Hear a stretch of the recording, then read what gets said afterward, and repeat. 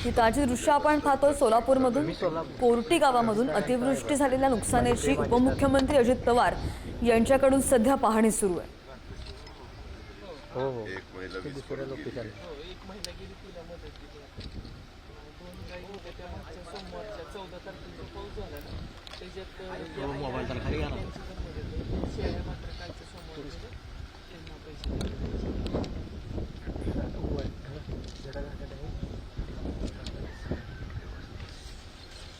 तर आता कुठे जायचं आमदार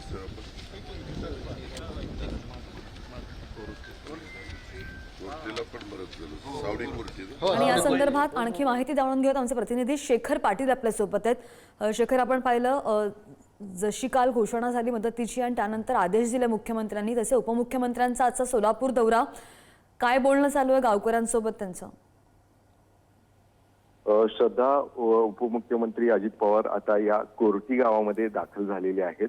कोर्टी एक असा भाग आहे ज्या ठिकाणी सातत्यानं पाऊस जो आहे तो काही दिवसांपासून सुरू होता। अतिवृष्टी या ठिकाणी झाली होती आणि त्यामुळं हजारो हेक्टर जमीन जी आहे ती इथली बाधित झालेली आहे। अनेक शेतकऱ्यांचं मोठं नुकसान झालेलं आहे आणि याचीच माहिती जी आहे ती आता अधिकाऱ्यांकडून ते घेत आहेत। एकूण किती क्षेत्र या संपूर्ण परिसरामध्ये बाधित झालेलं आहे, किती प्रमाणात या ठिकाणी अतिवृष्टी झाली होती याची देखील ते माहिती घेताना पाहायला मिळतात। आपल्याला माहित आहे की सोलापूर जिल्ह्यातल्या जवळपास 729 गावांहून पेक्षाही अधिक गावं जी आहेत ती त्याला फटका बसलेला आहे 11 तालुक्यांमधला, आणि ज्यामध्ये 2 लाख हेक्टरहून अधिक शेतीचं नुकसान जे ते झालेलं आहे, ज्यामध्ये 2,23,000 शेतकरी देखील बाधित जे आहेत ते झालेले आहेत या सगळ्या अतिवृष्टीमुळे। शिवाय काही पुरामुळे देखील या ठिकाणी अनेक गावं बाधित झालेली आहेत। त्यामुळे या सगळ्याचीच पाहणी करण्यासाठी आज स्वतः उपमुख्यमंत्री अजित पवार सोलापूर जिल्ह्याच्या दौऱ्यावरती आहेत। आज सुरुवातीला त्यांनी सोलापूरमधल्या या कोर्टी गावाला भेट दिलेली आहे।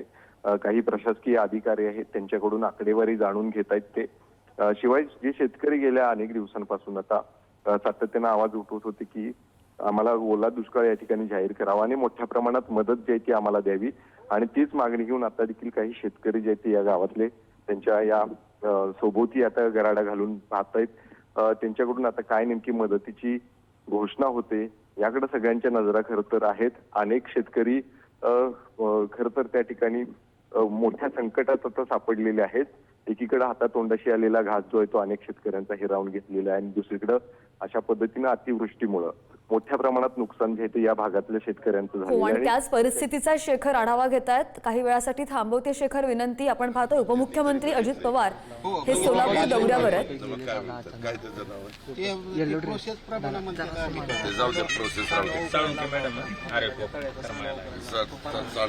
उकरायला तिथं खडक आहे कमाल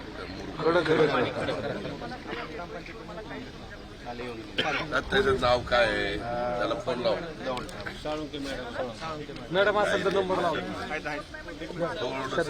मॅडम आले की जरा मागं सारखं बाकी मॅडमला वाटतं मॅडमला येऊन दे।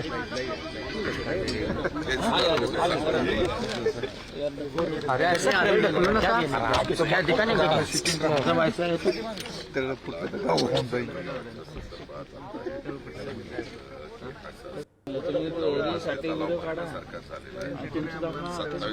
पुन्हा पाऊस दाखवलेला आहे। आता कुठल्या एरियात पडतं निसर्गाचं काय सांगा, पण 27-28 ला पुन्हा पाऊस दाखवला। आज तारीख 24। तर आज काय म्हणणं आहे की हे जे काही आहे त्यातला तर सांडावा जरा खाली घेतला तर बरं पडेल। थोडं रुंदीकरण खाली एकदम कडक मुरुम त्यामुळे तिथं लोकांची मागणी ब्लास्टिंग करून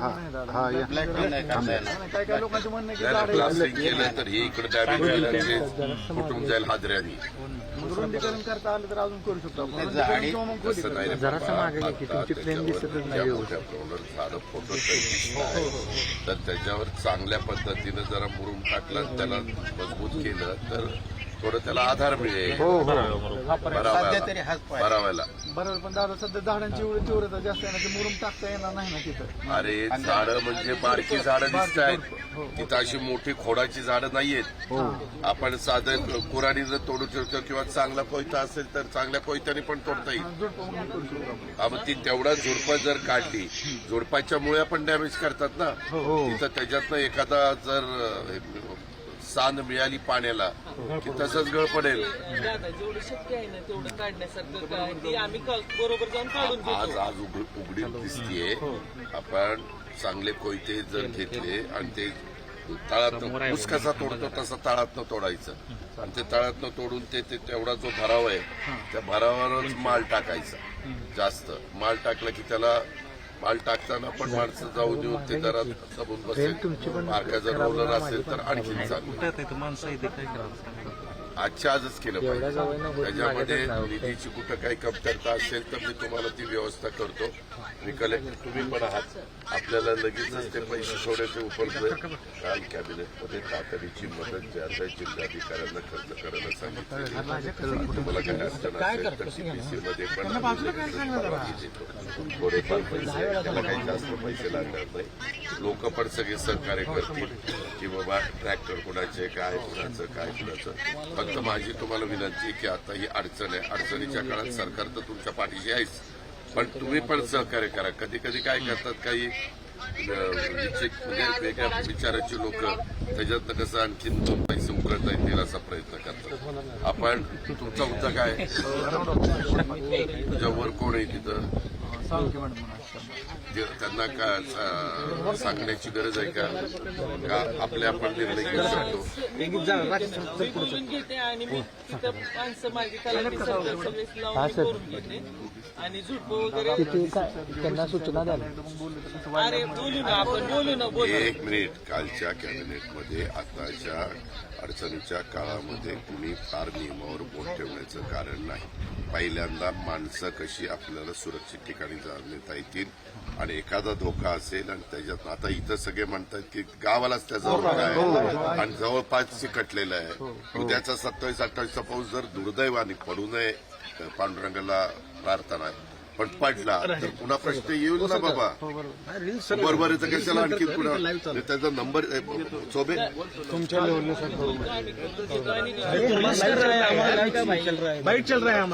काम करतात ते फार नियमावर बोट ठेवतात.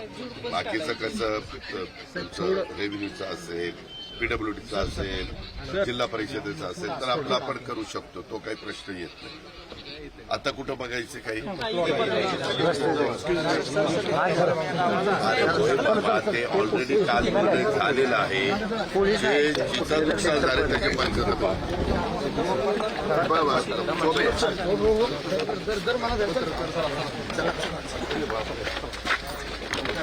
हा सर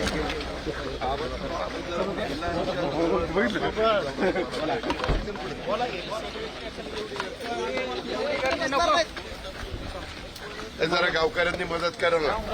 हौसे नवसे गौसे जरा थांबा.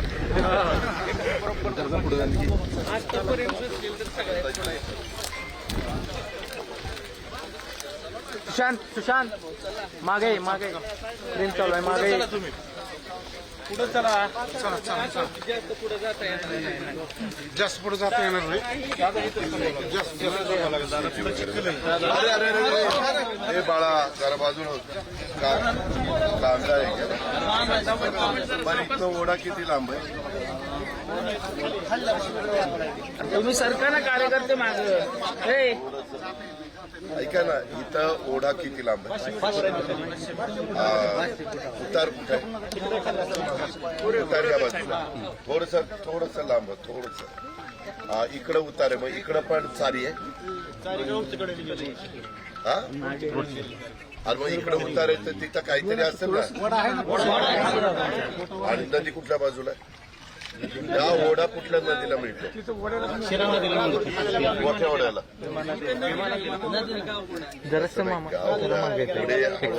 तरी पुढे जाऊन मोठ्या ओढ्याला मोठा ओढा पुढं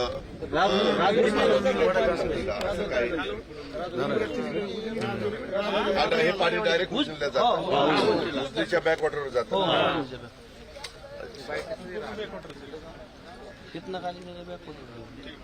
बरं हे कांदा अजून कुठली हे जरा बाजूला हे बाबा प्लीज हात जोडून दिले. पुढे पेरलेला कांदा आहे. पुढे पेरलेला कांदा आहे.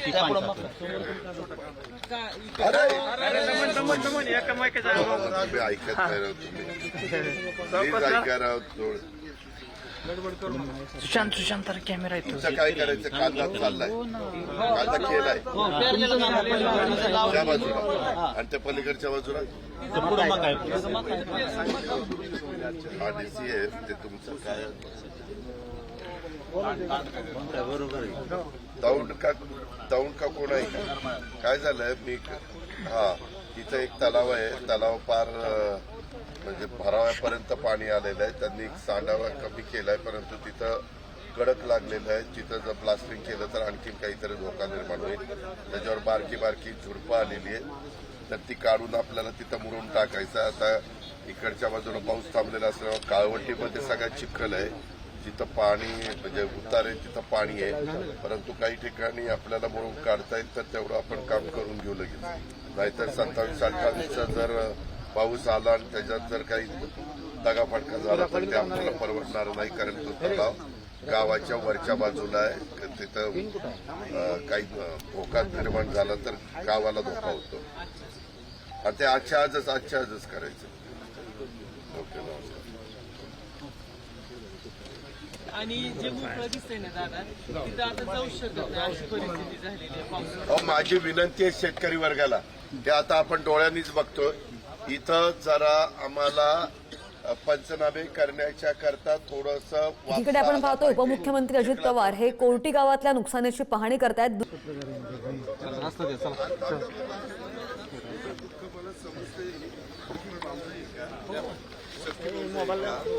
आणि तुझी बायको तुझं लग्न झालंय का? ही मोठा भाऊ आहे का धाकटा भाऊ आहे? बारका भाऊ. हा काय धंदा करायचा? अंमलीमध्ये. पण करता मला त्यांनी वारंवार फोन केला, ह्यांना इतर ह्यांना पण काम केलं. तुझं काय म्हणणं काय? काही लिहून वगैरे चिठ्ठी त्यांनी वगैरे फक्त पैसे पडून जिरवलं साहेब.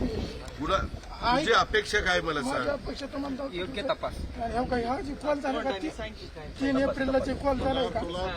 तुझा काही गुन्हा आरोप आहे का? 3 एप्रिलला त्याने हा एकच कॉल केलाय साहेब. कुणी खराब वाटलं. कुणाला केला? जी सपोर जी माझी हीच होती आणि साहेब म्हणजे एक मिनिट थांब. त्याचं लग्न झालेलं होतं, परंतु भावाचं दुसऱ्या स्त्रीवर प्रेम होतं आणि मग ते प्रेम होतं म्हणून घरात भांडणं व्हायची. नाही बांधायला उठले डायरेक्ट मंडळीत मारून टाकले. अच्छा. नंतर ते ज्याच्यावर प्रेम होतं त्याच्याबरोबर ह्याला राहायचं होतं म्हणून बायकोला मारून टाकलं, बरोबर आहे? आणि स्वतः काय केलं? नाही काय केलं? गळफास. मग आता तुझं म्हणणं काय आहे? योग्य तपास व्हावा. कुणावर? हे जे नंबर आहे ना 3 एप्रिलला कुणावर? प्रमोद चांदोडे नाव आहे. त्या बाईवर. पण बाईवर कशा करता हे करायचंय? मग त्यांचा कॉल झाला ती इंस्टाग्रामला ती बाईच आमची विकत म्हणत होती मारून टाकते त्या बाईला. आमचं घरच संपलं त्याच्या. मग तेच मी त्याला म्हणतोय, तर ते म्हणतोय नीट व्यवस्थित सांग ना. त्याच्या भावाचं लग्न एका व्यक्तीबरोबर महिलेबरोबर झालं होतं. त्यांचा संसार चाललेला होता, ती प्रेग्नंट होती, परंतु नंतर त्याच्या भावाचं दुसऱ्यावर प्रेम झालं. अगोदरच होतं आणि ती त्रास वारंवार देत होत्या की तिला सोडून दे नाही तर मार असा प्रकार. बाबा पहिलं तिच्यावर प्रेम होत होतं, मग ते काय झालं? तिचं लग्न झालं. तिचंही लग्न झालंय, तिलाही नवरा आहे. इथं पोलीस खात्याचं कोण? तुझं कुठल्या पोलीस स्टेशनला आहे? अहो जरा एक्सक्यूज मी, जरा बाजूला ऐक. हे डेप्युटी कलेक्टर आहेत, माझे प्रायव्हेट सेक्रेटरी. ऐक, हे सगळं व्यवस्थित लिहून घेतील. चला विनंती लक्ष घाल. साधारण तुझं एवढंच म्हणणं आहे की ते फोन काय त्यांचा झालाय त्याचा तपास काढा.